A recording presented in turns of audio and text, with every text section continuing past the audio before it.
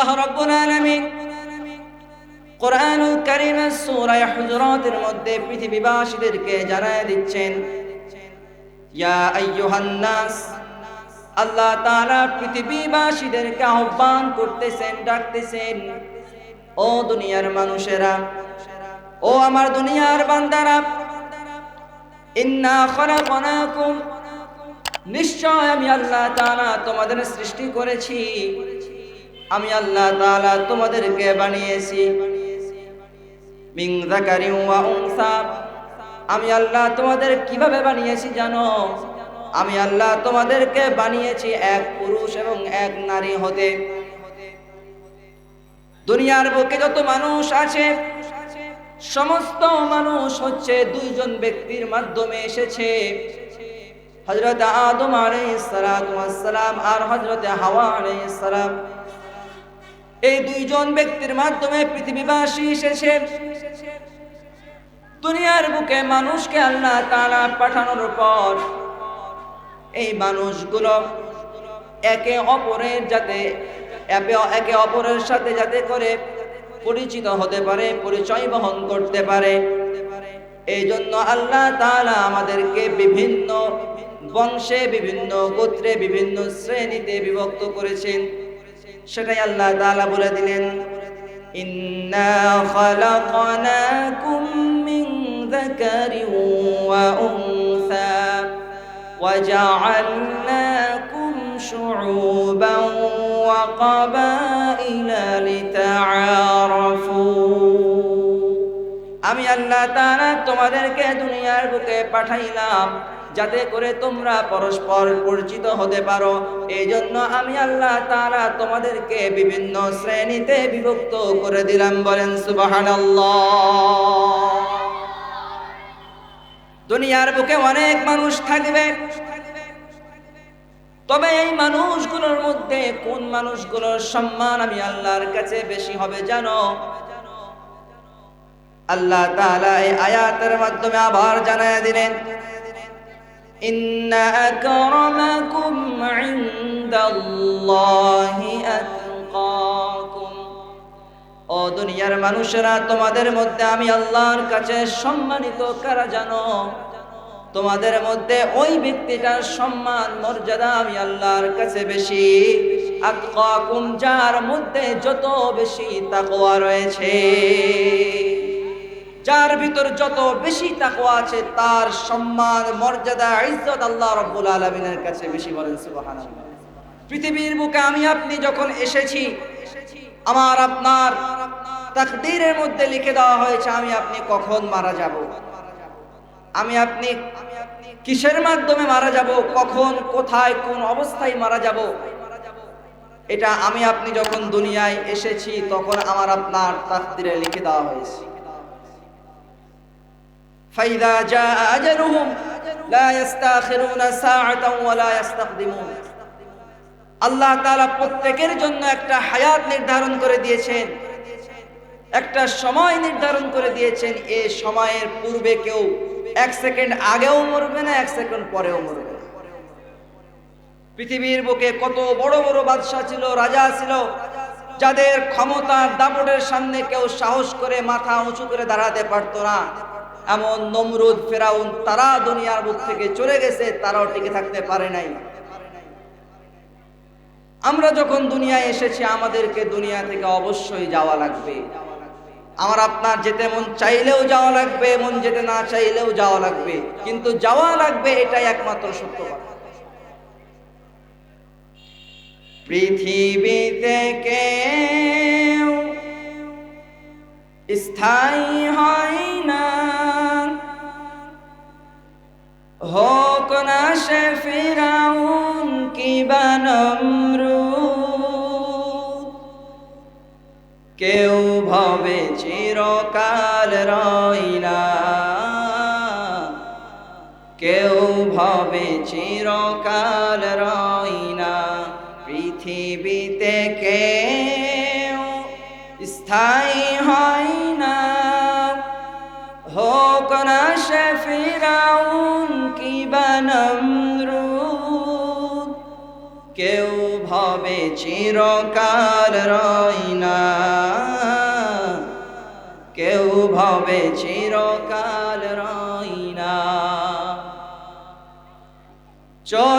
যায় সব ছেড়ে যেতে হয়, মৃত্যু মানে না কোনো পরিচয়,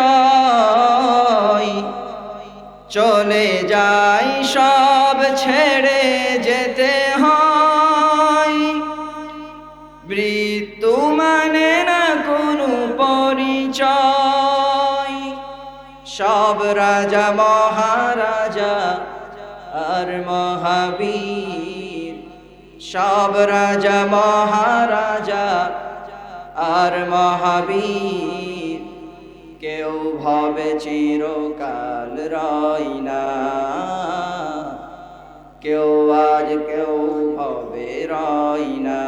পৃথিবীতে কেউ স্থায়ী হয় না, হোক না সে ফিরাউন কিবা নমরুদ, কেউ ভাবে চিরকাল রয় না, কেউ ভাবে চিরকাল রয় না। আমাদেরও দুনিয়া থেকে যাওয়া লাগবে কিনা? আমাদের সকলকে দুনিয়া থেকে যাওয়া লাগবে। তবে বুদ্ধিমানের কাজ হচ্ছে দুনিয়াতে থেকে যখন যাওয়া লাগবে এটা আমরা নিশ্চিত, এই ব্যাপারে আমাদের কোনো সন্দেহ নাই। তাই আমাদেরকে সেই মরণের জন্য সর্বদা প্রস্তুত থাকার দরকার আছে না নাই? সর্বদা আমাদের প্রস্তুত থাকতে হবে। মোহতারাম হাজিরিন, দুনিয়া থেকে যাওয়ার পূর্বে আমাদেরকে আমল সংগ্রহ করতে হবে, পুঁজি কামায় ফেলতে হবে। তাই পুঁজি কামানোর একটা মাধ্যম হচ্ছে মাহফিলের ময়দান। মাহফিলের মধ্যে যে কথাগুলো বলা হবে, আলোচনা করা হবে, সেই কথাগুলো আমল করার নিয়ত আমাদের থাকতে হবে। আমরা চেষ্টা করব যাতে করে আল্লাহ রাব্বুল আলামিন কোরআনের মধ্যে যে কথাগুলো বলেছেন সেই কথাগুলোর উপর আমরা আমল করতে পারি। আল্লাহ তাআলা আমাদের সকলকে তৌফিক দান করুক। সকলে বলি আল্লাহুম্মা আমিন। মুহতারাম হাজিরিন, আমি আপনাদের সামনে কোরআনুল কারীমের একটি আয়াতে কারীমা তেলাওয়াত করেছি। এই আয়াত থেকে আমরা আলোচনা শুনবো ইনশাআল্লাহ। আল্লাহ রাব্বুল আলামিন বলেন, ইয়া আইয়ুহান নাসু ইন্না খালাকনাকুম মিন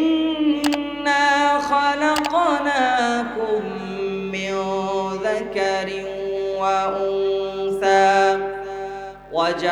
وجعلناكم شعوبا وقبائل لتعارفوا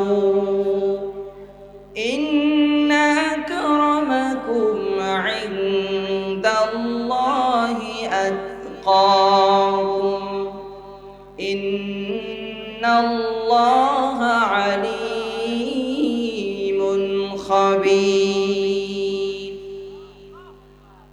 আল্লাহ রাব্বুল আলামিন কোরআনুল কারীমের সূরা হুজুরাতের মধ্যে পৃথিবীবাসীদেরকে জানায় দিচ্ছেন, ইয়া আইয়ুহান নাস, আল্লাহ তাআলা পৃথিবীবাসীদেরকে আহ্বান করতেছেন, ডাকতেছেন, ও দুনিয়ার মানুষেরা, ও আমার দুনিয়ার বান্দারা, ইন্না খালাকনাকুম, নিশ্চয় আমি আল্লাহ তাআলা তোমাদের সৃষ্টি করেছি, আমি আল্লাহ তাআলা তোমাদেরকে বানিয়েছি। মিন যাকারিন ওয়া উনসা, আমি আল্লাহ তোমাদের কিভাবে বানিয়েছি জানো? আমি আল্লাহ তোমাদেরকে বানিয়েছি এক পুরুষ এবং এক নারী হতে।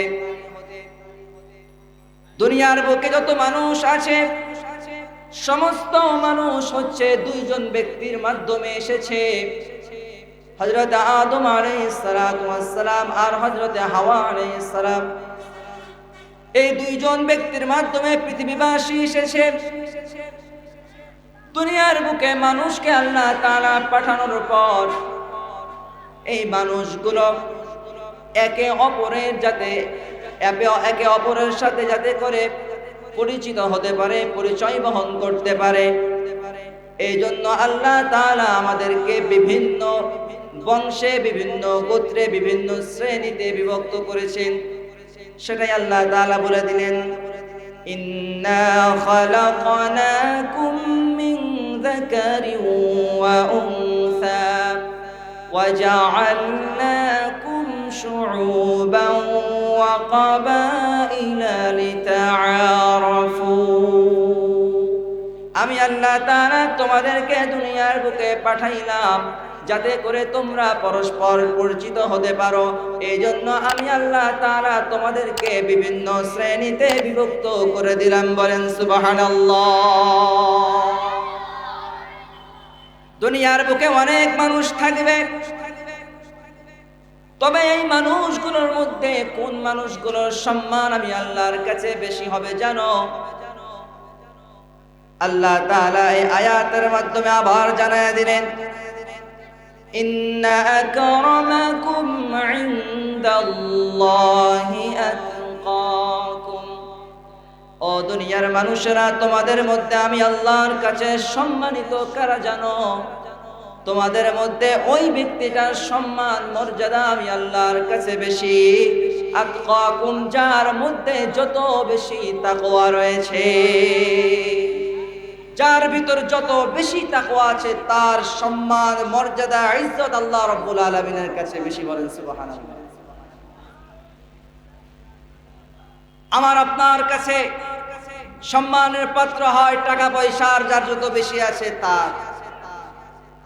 সমাজের মধ্যে একটা লোক সবচেয়ে নিকৃষ্ট, যার চরিত্রের ঠিক নাই, সমাজের মধ্যে চাঁদাবাজি করে, জুলুম করে, মানুষদেরকে হত্যা করে, কষ্ট দেয়, এমন ব্যক্তির যদি টাকা পয়সা থাকে তাহলে তার সম্মান আমার আপনার কাছে আছে।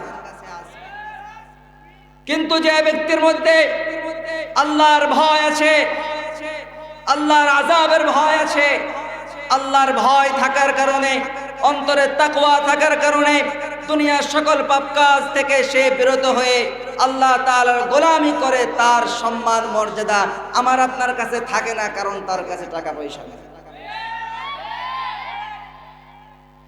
কিন্তু আল্লাহ তাআলা বলছেন, ও দুনিয়ার মানুষেরা, তোমাদের কাছে এমন হতে পারে যার কাছে যত বেশি টাকা আছে, পয়সা আছে, সম্পদ আছে, তার সম্মান মর্যাদা তোমার কাছে বেশি, তোমাদের কাছে বেশি হতে পারে।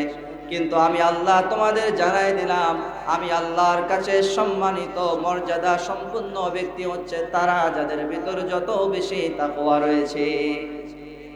হোক সমাজের মধ্যে সে একজন মেথর, সমাজের মধ্যে তার কোনো দাম না থাকতে পারে, তার থাকার মতো বাড়ি না, রেল স্টেশনে থাকে, মানুষের দ্বারে দ্বারে গিয়ে ভিক্ষা করে করে খায়, কিন্তু তার ভিতরে যদি তাকওয়া থাকে তাহলে তার সম্মান আমি আল্লাহর কাছে বেশি। এরপরে আল্লাহ তাআলা জানায় দিলেন, ইন্নাল্লাহা আলীমুন খাবীর, নিশ্চয় আমি আল্লাহর কাছে সমস্ত কিছুর খবর আছে। তোমাদের অন্তরের ভিতর কি আছে সেটাও আমি আল্লাহ জানি। তোমরা মুখে এক কথা বলো, অন্তরে আরেকটা জিনিস ভাবো, এটাও আমি আল্লাহ জানি। দিনের প্রকাশ্যে তোমরা গুনাহ করো, এটাও আমি আল্লাহ দেখি। রাতের অন্ধকারে গুনাহ করো, এটাও আমি আল্লাহ দেখি। আমি আল্লাহ রব্বুল আলামিনের এমন কোন জিনিস বাকি নাই যে জিনিসটা আমি আল্লাহ তাআলা দেখতে পাই না।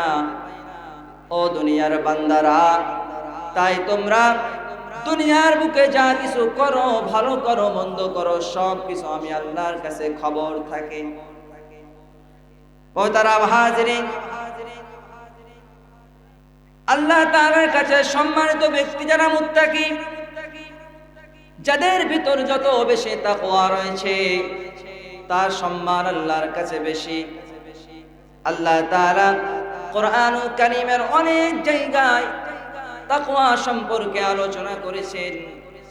আল্লাহ তাআলা বলেছেন, ইন্নাল্লাহা ইউহিব্বুল মুত্তাকিন। এই শব্দটা আল্লাহ তাআলা কোরআনের মধ্যে অনেকবার বলেছেন যে আমার কাছে সম্মানিত, আমার প্রিয় পাত্র হচ্ছে মুত্তাকিগণ। সুবহানাল্লাহ। আমি আপনি ইফতারে প্লেট সাজায় বিভিন্ন ধরনের আইটেম দিয়ে, খাবার দিয়ে, জিলাপি, পেঁয়াজু, তরমুজ, এরপরে বুট, মুড়ি, অনেক কিছু দিয়ে আমি আপনি প্লেট সাজাই। আর আল্লাহ তাআলা কোরআনুল কারীমটাকে সাজিয়েছেন তাকওয়ার আলোচনার মাধ্যমে। ইয়া আইয়ুহাল্লাযীনা আমানুত্তাকুল্লাহা হাক্কা তুকাতিহি ওয়া লা তামুতুন্না ইল্লা ওয়া আনতুম মুসলিমুন। আবার কোথাও বলেছেন ইয়া আইয়ুহাল্লাযীনা আমানুত্তাকুল্লাহা ওয়া কুলু কাওলান সাদীদা। আল্লাহ তাআলা কোরআনুল কারীমটাকে তাকওয়ার মাধ্যমে সাজালেন। আল্লাহ তাআলা কোরআনুল কারীমের মধ্যে তাকওয়ার আলোচনা এত বেশি কেন করলেন? কারণ তাকওয়া হচ্ছে এমন একটা জিনিস, এই তাকওয়া যাদের অন্তরে থাকে, কারো অন্তরে যদি তাকওয়া থাকে, আল্লাহর ভয় থাকে, তাহলে এই তাকওয়া মাধ্যমে তার দুনিয়ার বুকে আল্লাহ রব্বুল আলামিনের বিধিবিধান মতো চলা তার জন্য বড় সহজ। তার নামাজ পড়তে মন চাই না, সে নামাজ পড়বে না। যখন সে নামাজ পড়বে না, তার ভিতর যদি তাকওয়া থাকে, আল্লাহর ভয় থাকে, আল্লাহর ভয় তাকে স্মরণ করিয়ে দিবে। তুমি নামাজ পড়তে চাও না, এই নামাজ না পড়লে কিন্তু তোমাকে কবরের মধ্যে শাস্তি ভোগ করা লাগবে। তোমার জিনা করতে মন চায়, পরনারীর দিকে তোমার তাকাইতে মন চায়। অন্তরে যদি আল্লাহর ভয় থাকে, তাকওয়া থাকে, এই ভয় থাকে, ওই জিনার কাজ করা থেকে বিরত রাখতে পারে। আল্লাহর ভয় যদি কারো অন্তরে থাকে, তাহলে তার দ্বারা সহজে কোনো গুনাহ সংগঠিত হয় না। তাই বড় বড় বুজুর্গরা বলেন, যদি কারো অন্তরের ভেতর আল্লাহ তাআলার একটা মাত্র গুণ তাকওয়া, এই আল্লাহর ভয় যদি কারো অন্তরের ভিতর থাকে, তাহলে দুনিয়ার সব ধরনের পাপ কাজ থেকে বেঁচে থাকার জন্য এই একটা মাত্র গুণ তাকওয়া যথেষ্ট। বলেন সুবহানাল্লাহ। তাহলে এই তাকওয়া আমাদের অর্জন করা দরকার আছে না নাই? আজ পৃথিবীর বুকে মুসলিম জাতি চতুর্দিকে শুধু লাঞ্ছিত, অপমানিত, অপদস্থ। আজ পৃথিবীর বুকে তাকাইলে দেখা যায় মুসলিম জাতি একটা অবহেলিত জাতি। কিন্তু খবর নে দেখেন মুসলমানদের সম্পদ কম নাই, মুসলমানদের শক্তি কম নাই, সব কিছু আছে, কিন্তু মুসলমানদের ভিতর তাকওয়া নাই, আল্লাহর ভয় নাই, যার কারণে তারা আজ সমাজের মধ্যে অবহেলিত হচ্ছে, লাঞ্ছিত হচ্ছে। মুসলমানদের ভিতর আল্লাহর ভয় দূর হয়ে গিয়ে ট্রাম্পের ভয় ঢুকেছে, আমেরিকাদের ভয় ঢুকেছে, যার কারণে তারা আজ মাথা উঁচু করে দাঁড়াতে পারে না। কিন্তু সাহাবায়ে কেরামদের ইতিহাস পড়লে পাওয়া যায় যে তাদের কাছে কোনো অস্ত্র ছিল না, সম্পদ ছিল না, কিন্তু তাদের ভিতরে ছিল আল্লাহর ভয়, ঈমানী শক্তি, যার কারণে তাদের 313 জনের মোকাবেলা করেছিল 1000 সৈন্য, সশস্ত্র বাহিনী মোকাবেলা করেছিল। এই 313 জনের মোকাবেলা করে ওই 1000 সৈন্য টিকতে পারে নাই। 313 জনের কাছে রয়েছিল ঈমানী শক্তি, যার কারণে এই ঈমানী শক্তি দিয়ে তারা পুরো পৃথিবীকে জয় করেছে। মুসলমানদের দিকে কেউ মাথা উঁচু করে তাকাতে পারতো না, তাদের বুকে সাহস ছিল না, কিন্তু আজ মুসলিম জাতি সেই গৌরবটুকু হারিয়ে ফেলেছে। যাদের হৃদয়ে আছে আল্লাহর ভয়, তারা কবু পথ ভুলে যায় না। যাদের হৃদয়ে আছে আল্লাহর ভয়, তারা কবু পথ ভুলে যায় না। আল্লাহর প্রেম ছাড়া এই দুনিয়ায় কারো কাছে কোনো কিছু চাই না, কারো কাছে কোনো কিছু চাই না। রাতের আধারে যারা সিজদাতে রয়, দু চোখের স্রোতে নদী যেন বয়। রাতের আধারে যারা সিজদাতে রয়, দু চোখের স্রোতে নদী যেন বয়।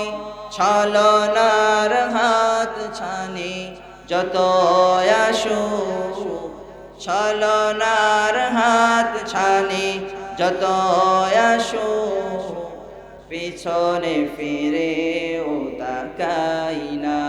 যাদের হৃদয়ে আছে আল্লাহর ভয়, তারা কবু পথ ভুলে যায় না।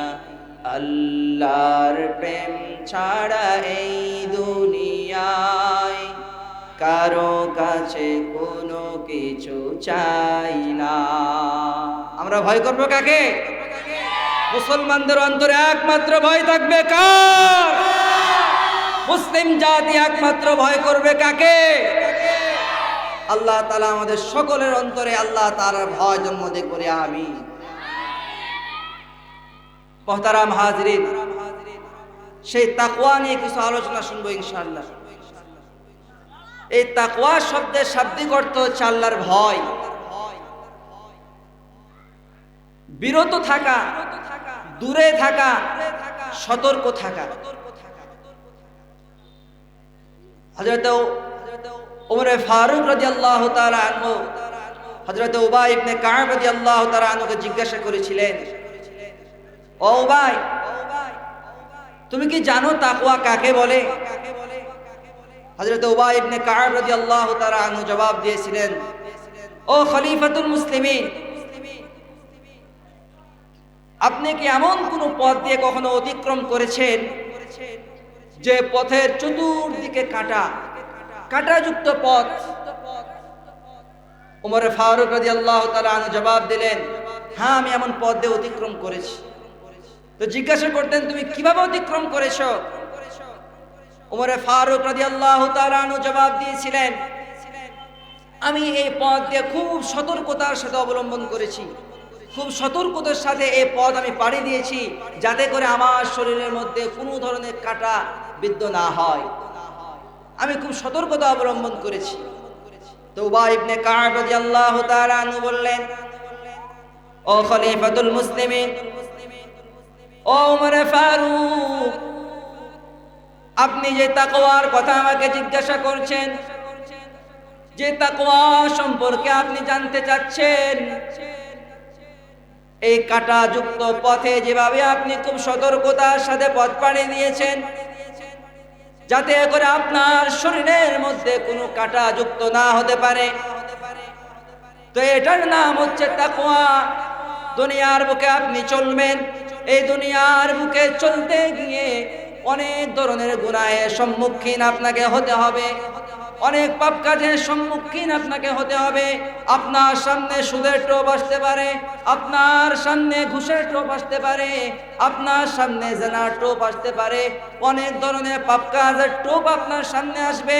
সব ধরনের পাপ কাজ থেকে যদি আপনি নিজেকে বিরত রাখতে পারেন, একমাত্র আল্লাহ রাব্বুল আলামিনকে সন্তুষ্ট করবার জন্য আপনি আপনার কাজ চালিয়ে যেতে পারেন, সব ধরনের পাপ কাজ থেকে যদি আপনি বিরত থাকতে পারেন, তাহলে এটার নাম হচ্ছে তাকওয়া। আজ আমাদের অন্তরে তাকওয়া আছে? তাকওয়া আছে কথা মুখে বলি, আবার রমজান মাসে খাবারের মধ্যে ভেজালও দেই।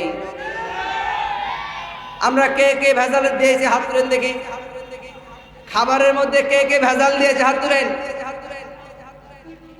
কেউ দেয় নাই? একজন হাত তুলেছিল, মাশাআল্লাহ। খাবারের মধ্যে ভেজাল দেওয়া যাবে? আপনি মানুষের চোখ ফাঁকি দিয়ে খাবারের মধ্যে ভেজাল দিলেন, কিন্তু আপনার সেই ভেজাল দেওয়াটা আরেকজন দেখেছেন, তিনি কে? আল্লাহ। মুহতারাম হাজিরিন, আল্লাহর ভয় কাকে বলে? আল্লাহর ভয় কেমন হওয়া দরকার। আমি আপনাদেরকে ছোট্ট একটা ঘটনা শোনাই। ইসলামের দ্বিতীয় খলিফা হযরত ওমর ফারুক রাদিয়াল্লাহু তাআলা আনহুর জামানার ঘটনা। ওমর ফারুক রাদিয়াল্লাহু তাআলা আনহুর জামানায় তার শাসনামলে তার কাছে একটা বিচার এসেছিল। ওমর ফারুক রাদিয়াল্লাহু তাআলা আনহুর দরবারে যে বিচার এসেছিল, বিচারটা অন্যান্য বিচারের মতো নয়। এই বিচারের মধ্যে বাদী বিবাদী উভয় পক্ষ উপস্থিত, যে নালিশ করেছে সেও উপস্থিত, যার বিরুদ্ধে নালিশ করা হয়েছে সেও উপস্থিত। বিচারটা হলো এমন, মদিনা থেকে বেশ দূরে এক যুবক বসবাস করে, মুসলমান হয়েছে কিন্তু রাসূলের রওজা দেখতে পাই নাই। মুসলমান হয়েছে, রাসূলের রওজা জিয়ারত করতে পারে নাই।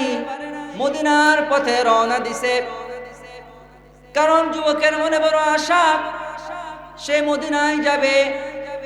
মুসলমানদের সবার বুকে আশা থাকে যে আমি মদিনায় যাব, রাসূলের দরবারে গিয়ে রাসূলের রওজার পাশে গিয়ে সালাম জানাবো, আসসালামু আলাইকা ইয়া রাসূলুল্লাহ, নবীজিকে প্রাণ বলে একবার ডাক দিব। এই জন্য তো এই আশা নিয়ে পৃথিবীর বুক থেকে লক্ষ লক্ষ হাজী সাহেবরা প্রতি বছর কাবা শরীফ যায়, রাসূলের রওজা জিয়ারত করে, রাসূলের রওজা জিয়ারত করতে যায়।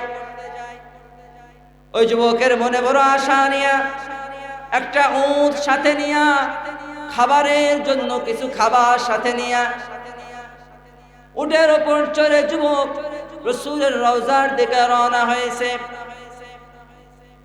যুবক কিছু দূর যাওয়ার পর মদিনা ঢোকার পূর্বে দেখে একটা সুন্দর খেজুর বাগান।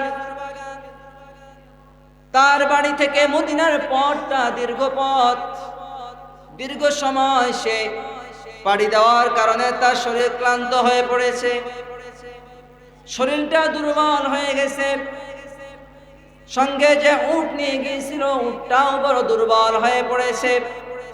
সে মনে মনে চিন্তা করে, আমি এই উটটাকে এই গাছের সঙ্গে কিছুক্ষণ বেঁধে রাখি। একটা খেজুর গাছের সাথে উটটা বেঁধে রেখে ওই যুবক ওই খেজুর গাছের নিচে শুয়ে পড়েছে। যুবকের অজান্তে সে ঘুম চলে গেছে। দীর্ঘ পথ পাড়ি দেওয়ার কারণে শরীরে ক্লান্তি রয়েছে, তার অজান্তে সে ঘুমিয়ে পড়েছে। বেলা গড়িয়ে যখন সূর্য অস্তমিত হচ্ছে, সূর্য ডুবে যাওয়ার মুহূর্তে সূর্যের আলো যুবকের চোখের মধ্যে পড়েছে, যুবকের ঘুম ভেঙে গেছে।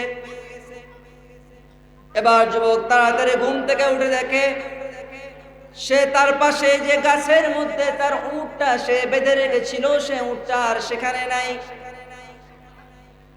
যুবক এবার বড় পেরেশান হয়ে গেছে, কারণ যুবকের বুকের ভিতর জ্বালা পোড়া করতেছে, রাসূলের রওজায় যাবে। তাই কবিরা, তাই শিল্পীরা এই মদিনাকে নিয়ে কত গজল লেখে, কত কবিতা লেখে। আমি আপনি রাসূলকে দেখিনি, এরপরে রাসূলের প্রতি একটা ভালোবাসা অন্তরে আছে। যার টাকা নাই তারও মন চায় যে মদিনায় গিয়ে রাসূলের রওজায় যাবে, রাসূলের রওজার পাশে গিয়ে সালাম জানাবে। যুবক মনে বড় আশা নিয়ে মদিনায় এসেছিল, কিন্তু যখন ঘুম থেকে উঠে দেখে তার পাশে বেঁধে রাখা উটটা আর সেখানে নাই। এবার সে উটটা খুঁজতে লাগলো, আশপাশে খুঁজতে খুঁজতে গিয়ে দেখে তার উটটা পড়ে আছে। দেখে উটটা আর জীবিত নাই, উটটা মারা গেছে। এবার সে উটটাকে দেখে বড় রেগে গেছে, তার মাথা গরম হয়ে গেছে। আমার একমাত্র বাহন ছিল এই উট, যার মাধ্যমে আমি মদিনায় এসেছি, আবার মদিনা থেকে বাড়ি ফিরে যাব। কিন্তু কিন্তু এই উটটাকে কে মারলো? যুবক আশপাশে তালাশ করতেছে, খুঁজতেছে কোনো লোক আছে নাকি। দেখে একজন বৃদ্ধ লোক বাগানের মধ্যে আছে। ডাক দেয়া বলে, ও চাচা, আপনি কি দেখেছেন? আপনি কি বলতে পারবেন আমার উটটাকে কে মেরেছে? আমার এত বড় সর্বনাশ কে করেছে? আপনি কি বলতে পারবেন? বৃদ্ধ লোক ডাক দেয়া বলে, বাবা, তুমি রাগান্বিত হয় না, চিন্তিত হয় না। তোমার এই উটটাকে আর কেউ মারি নাই, আমি নিজে মেরেছি। যুবক ডাক দেয়া বলে, চাচা, আপনি আমার উট কেন মারলেন? আমার উট কি এমন অপরাধ করেছিল যার কারণে আপনি আমার উটটাকে মেরে ফেলেছেন? বৃদ্ধ লোক ডাক দেয়া বলে, বাবা, তোমার উটটাকে মারার আমার কোনো ইচ্ছা ছিল না, আমি মারতেও চাই নাই, কিন্তু আমার করার কিছুই নাই। এই যে বাগান দেখতেছো, এই বাগানের মধ্যে আমি অনেকগুলো ছোট্ট ছোট্ট খেজুর গাছ বপন করেছি। এই খেজুর গাছগুলো ছোট আছে, মানুষ যদি বাগানের মধ্যে চলাফেরা করে তাহলে গাছগুলো মানুষের পায়ের নিচে পড়ে নষ্ট হয়ে যাবে, মারা যাবে। ও বাবা, তোমার এই উটটা আমার খেজুর বাগানের মধ্যে ঢুকে গেছে। আমার খেজুর বাগানের মধ্যে ঢুকে যাওয়ার পর আমি সেটাকে বের করবার জন্য মনে মনে সিদ্ধান্ত নিলাম যে বাগানের মধ্যে ঢুকবো, যে তাকে উটটাকে হাঁকিয়ে বের করব। কিন্তু আমি দেখলাম আমি যদি এখন বাগানের মধ্যে ঢুকি তাহলে তোমার উটের পায়ের নিচে পড়ে যে খেজুর গাছগুলো মারা যাবে, তার চেয়ে আমার পায়ের নিচে পড়ে বেশি মারা যাবে। ও বাবা, এই জন্য আমি তোমার উটটাকে আর ভিতরে ঢুকে বের করি নাই, বাইরে থেকে কিছু পাথর দিয়ে আঘাত করে করে তাকে বের করার জন্য ইচ্ছা করেছিলাম। ও বাবা, আমার কিছু করার নাই, আমি একটা পাথর নিয়ে উটের দিকে নিক্ষেপ করেছি। উটের মাথায় গিয়ে সে পাথরটা লাগার কারণে উটটা জমিনের মধ্যে পড়ে গিয়ে সাথে সাথে মারা গেছে। যুবক যখন এই কথা শুনেছে, যুবক আর নিজেকে কন্ট্রোল করতে পারে নাই। যখন মানুষের রাগ আসে তখন সে নিজেকে কন্ট্রোল করতে পারে না। নিজের রাগকে কন্ট্রোল করা বড় কঠিন কাজ। তাই তো আল্লাহর রাসূল সাল্লাল্লাহু আলাইহি ওয়াসাল্লাম হাদিসের মধ্যে বলেন, লাইসা আশ-শাদীদু বিস-সুরাতি ইন্নামা আশ-শাদীদু আল্লাযী ইয়ামলিকু নাফসাহু ইনদাল গাদাব। প্রকৃত বীর সেই নয় যে নিজেকে মানুষের সাথে কুস্তি লড়াইয়ের মধ্যে বিজয়ী করতে পারে। যে নিজেকে বিজয়ী করতে পারে সেই প্রকৃত বীর নয়, বরং প্রকৃত বীর হচ্ছে ওই ব্যক্তি যে নিজের রাগের মুহূর্তে যখন প্রচন্ড রাগ উঠে, যে ব্যক্তি নিজেকে কন্ট্রোল করতে পারে সেই হচ্ছে প্রকৃত বীর। যুবক যখন তার উটটা মারা যাবার কথা শুনে তার মাথা গরম হয়ে গেছে, সে আর নিজেকে কন্ট্রোল করতে পারে নাই। বৃদ্ধ লোকটাকে জোরে একটা ধাক্কা মেরে জমিনে ফালাইয়া দিছে। বৃদ্ধ লোকটা নিচে পড়ার সাথে সাথে একটা পাথরের সাথে বৃদ্ধ লোকের মাথায় আঘাত লাগার কারণে বৃদ্ধ লোকটার সাথে সাথে দুনিয়া থেকে বিদায় হয়ে গেছে। এবার যুবক বড় বিপাকে পড়েছে। আমি আসলাম মদিনায়, রাসূলের রওজা জিয়ারত করব, রাসূলের রওজার পাশে গিয়ে সালাম জানাবো। আশিক রাসূল হিসেবে মদিনায় এসেছিলাম, কিন্তু এখন দেখে আমি একজন বৃদ্ধ লোককে হত্যা করে ফেললাম। যুবকের মন বলল যে তুমি এখান থেকে দ্রুত সরে পড়ো, তোমাকে কেউ দেখবে না, দুনিয়ার কোনো মানুষ দেখবে না। যুবক বলে, আমি যে মানুষের চোখ ফাঁকি দিয়ে এখান থেকে পালাবার ইচ্ছা করছি, হয়তো আমি মানুষের চোখ ফাঁকি দিয়ে এখান থেকে পালায়ে যেতে পারবো, কিন্তু একমাত্র আল্লাহ রব্বুল আলামিন যার চোখ ফাঁকি দিয়ে আমি কখনো পালাইতে পারবো না। যুবক আল্লাহরকে ভয় করে পরকালের শাস্তির কথা স্মরণ করে সেখান থেকে আর পালাই না, দাঁড়ায় আছে। কিছুক্ষণ পর দুইজন ছোট্ট ছোট্ট বালক তার বৃদ্ধ বাবাকে তালাশ করতে করতে সেখানে চলে গেছে। প্রতিদিন সন্ধ্যা হলে বাবা বাড়িতে ফিরে যায়, কিন্তু আজ সন্ধ্যা হয়ে গেল, বাবা এখন পর্যন্ত বাড়িতে ফেরে না। সন্তান দুটো বাবার খোঁজ করতে করতে বাগানে চলে গেছে, দেখে বাবা মরে আছে, বাবার নিথর দেহ পড়ে আছে। কোন সন্তান যখন বাবার মৃত লাশ দেখে সে নিজেকে কন্ট্রোল করতে পারে না। বাবার লাশ যে সন্তান কাঁধে করে সে একমাত্র বুঝতে পারে বাবার সম্মান কতটুকু, বাবা কত বড় দামি নিয়ামত। ওই দুই যুবক, ছোট্ট ছোট্ট দুই বালক,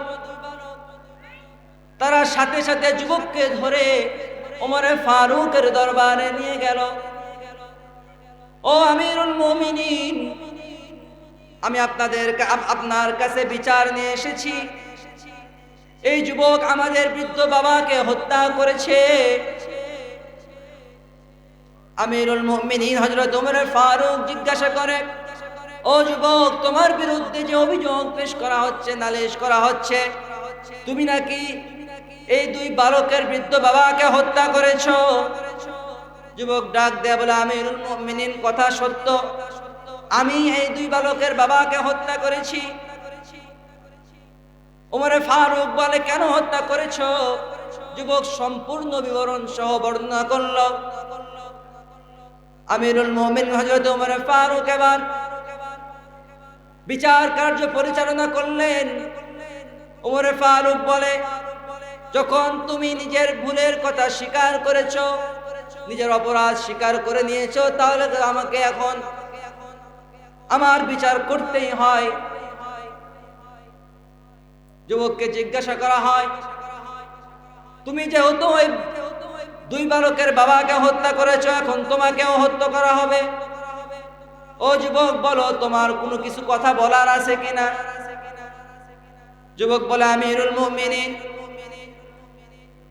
আমি আপনার কাছে নিজ ইচ্ছায় এসেছি। দুনিয়ার মানুষ অপরাধ করলে সেখান থেকে পালায়া যায়, কিন্তু আমি কাউকে না জানিয়ে সেখান থেকে পালায়া যেতে পারতাম, কিন্তু আমি পালাই না। আমি আপনার দরবারে নিজ ইচ্ছায় উপস্থিত হয়েছি। আমি জানি এই জায়গায় উপস্থিত হলে আমার গর্দান অবশ্যই না হবে, কারণ এটা ইসলামের দ্বিতীয় খলিফা ওমরে ফারুকের জামানা। ওমরে ফারুকের জামানায় কেউ অপরাধ করবে আর তার শাস্তি ভোগ করা হবে না, তাকে শাস্তি দেওয়া হবে না, এটা হতে পারে না। ও আমিরুল মুমিনিন, আমি আপনার দরবারে স্বেচ্ছায় উপস্থিত হয়েছি। আমি আপনার কাছে একটা ছোট্ট আবেদন জানাই। আমি একজন ব্যবসায়ী, আমার ব্যবসার কিছু মাল নেওয়ার জন্য একজন ইহুদি ভাইয়ের কাছ থেকে কিছু মাল নিয়ে এসেছিলাম। সে মালের টাকা দেওয়া হয় নাই, সেই বিলটা এখনো পরিশোধ করা হয় নাই। ও আমিরুল মুমিনিন, আমি আপনার কাছে আবেদন জানাই, আমাকে অন্তত এতটুকু সময় দেন যাতে করে আমি সেই ঋণটা পরিশোধ করে আসতে পারি। আমি যদি এখন তার ঋণটা পরিশোধ করতে না পারি, তাহলে কাফেররা মনে করবে, ইহুদিরা মনে করবে মুসলমানরা তাদের ওয়াদার খেলাফ করে, মুসলমানরা আমানত রক্ষা করতে পারে না, মুসলমানরা কথা দিয়ে কথা রাখে না। ও আমিরুল মুমিনিন, আমি চাই না কোনো ইহুদি ব্যক্তি কোনো মুসলমানের সম্পর্কে এমন কথা বলুক। আমি দুনিয়া থেকে বিদায় নেব, আমি চলে যাব, আমি এই নাপাক দেহ নিয়ে আর দুনিয়ায় থাকতে চাই না। ও আমিরুল মুমিনিন, তবে আমাকে সেই ঋণটা পরিশোধ করে আসার মতো কিছু সময় দেন। ওমরে ফারুক বলে, যুবক, তোমার কথা যদি আমি বিশ্বাস করি তবু আমার কিছু করার নাই। তুমি তো খুনের আসামি, তোমাকে হত্যা করা হবে, তোমাকে তো আমি এমনি যেতে দিতে পারি না। ও যুবক, তবে একটা সুরত আছে, একটা উপায় আছে, তোমাকে আমি এখান থেকে যেতে দিতে পারি। তবে একজন জামিনদার তোমাকে আমার কাছে রেখে যাওয়া লাগবে। যদি তুমি মদিনায় আবার ফিরে না আসো, মদিনায় যদি তুমি আবার স্বেচ্ছায় উপস্থিত না হও, তাহলে যাতে করে তোমার পরিবর্তে ওই জামিনদারকে আমি হত্যা করে এই দুই বালকের বৃদ্ধ বাবা হত্যার বিচার কার্য পরিচালনা করতে পারি। যুবক ডাক দেয়া বলে, আমিরুল মুমিনিন, আমার বাড়ি মদিনায় নয়, মদিনা থেকে অনেক দূরে আমার বাড়ি। এই মদিনার মুখে আমার কোনো আত্মীয় নাই, আমার কোনো ভাই নাই, আমার কোনো ভাতিজা নাই, আমার কোনো বাবা নাই, মা নাই, আমার কোনো বোন মদিনার মুখে নাই, কোনো রক্তের বন্ধন আমার এই মদিনায় নাই। যদি মদিনায় আমার কোনো রক্তের সম্পর্কের কোনো আত্মীয় স্বজন থাকতো, তাহলে আমি তাকে জামিনদার বানাইয়া মদিনা থেকে চলে যেতাম। ও আমিরুল মুমিনিন, যেহেতু আমার কোনো আত্মীয় স্বজন নাই, ওই জন্য আমি কাউকে জামিনদার বানাইতে পারছি না। ও আমিরুল মুমিনিন, দেন, আমাকে ফাঁসি দিয়ে দেন, আমার কল্লাটা দেহ থেকে আলাদা করে দেন। ওমরে ফারুক রাদিয়াল্লাহু তাআলা আনহু নিরুপায় হয়ে তাকে হত্যার নির্দেশ দিলেন। এমন সময় পিছন দিক থেকে এক সাহাবী দাঁড়ায় ওমরে ফারুককে ডাক দেয়া বলে, ও আমিরুল মুমিনিন, দাঁড়ান। এই যুবকের কোনো আত্মীয় স্বজন মদিনার বুকে না থাকতে পারে, কিন্তু আমি আমার রাসূলের মুখ থেকে শুনেছি, আল্লাহর রাসূল বলেছেন, আল মুসলিমু আখুল মুসলিম, এক মুসলমান আর এক মুসলমানের ভাই। ও আমিরুল মুমিনিন, এই যুবকের সাথে আমার কোনো আত্মীয়তার সম্পর্ক নাই, রক্তের সম্পর্ক নাই, কিন্তু এই যুবক মুসলমান হওয়ার দিক থেকে সে আমার ভাই, অতএব তাকে আপনি যেতে দেন। ওমরে ফারুক রাদিয়াল্লাহু তাআলা আনহু যুবককে যেতে দিলেন। যুবক এবার বাড়িতে গিয়ে মার কাছ থেকে বিদায় নিয়েছে। মায়ের পা দুটো জড়ায় ধরে চোখের পানিগুলো ছেড়ে দিয়ে কান্না করে আর বলে, মা, তুমি আমার জন্য অনেক কষ্ট করেছো, আমি তোমার জন্য কিছুই করতে পারি নাই। মা গো, তোমার বুকের দুধ আমি চুষে চুষে 2 বছর পর্যন্ত তোমার বুকের দুধ খেয়ে আমি মানুষ হয়েছি, বড় হয়েছি। ও মা গো, তোমার কাছে আমার আবদার, মা গো, তুমি দুধের ঋণটা পরিশোধ করার মতো শক্তি আমার নাই। তুমি আমার দ্বারা যদি কোনো কষ্ট পেয়ে থাকো, তুমি আমাকে মাফ করে দিও। মায়ের কাছ থেকে বিদায় নিয়েছে, বাবার কাছ থেকে বিদায় নিয়েছে। ও মা, বাবা, আজ তোমাদের থেকে আমি বিদায় নিয়ে মদিনায় চলে যাচ্ছি, আর মদিনা থেকে কিন্তু কখনো ফিরতে পারবো না। মদিনায় যেতে চেয়েছিলাম আশিক রাসূল হিসাবে, কিন্তু আজ মদিনা থেকে আমি বাড়ির দিকে ফিরে আসলাম আশিক রাসূল হয়ে না।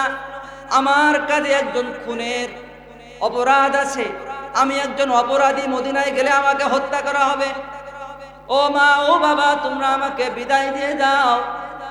যুবক মা বাবার থেকে বিদায় নিয়ে সেই ইহুদির ঋণ পরিশোধ করে আবার দ্রুত বেগে সেই মদিনার দিকে রওনা দিয়েছে।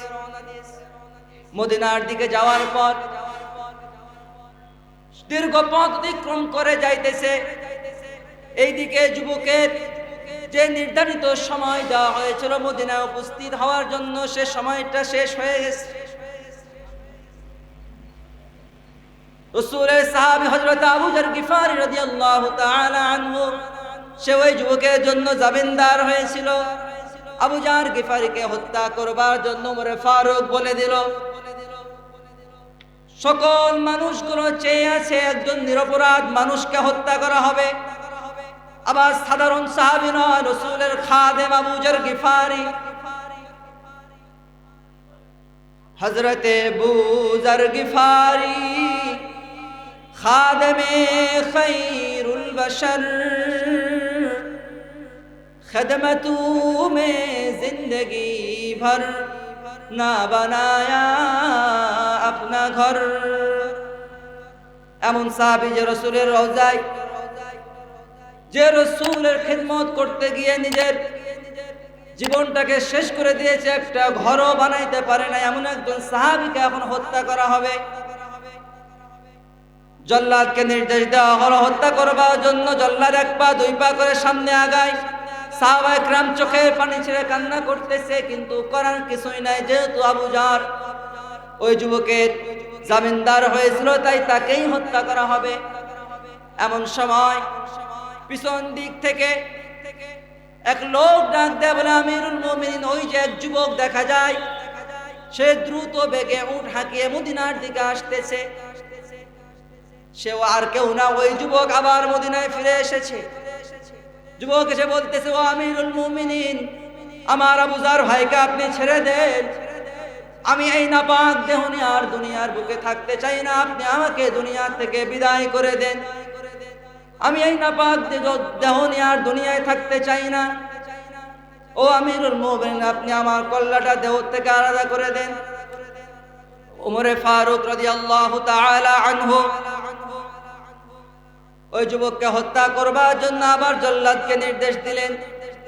এমন সময় যে দুই বালক তার বাবার হত্যার জন্য আমিরুল মুমিনিনের কাছে নালিশ করেছিল, সে দুই যুবক আবার ডাক দেয়, বলে আমিরুল মুমিনিন, যে যুবক নিজের হত্যার কথা জানার পরেও, সে জানে মদিনায় আসলে তাকে হত্যা করা হবে, এটা জানার পরেও যে আবার মদিনায় ফিরে আসে, এ যুবক সাধারণ যুবক নয়।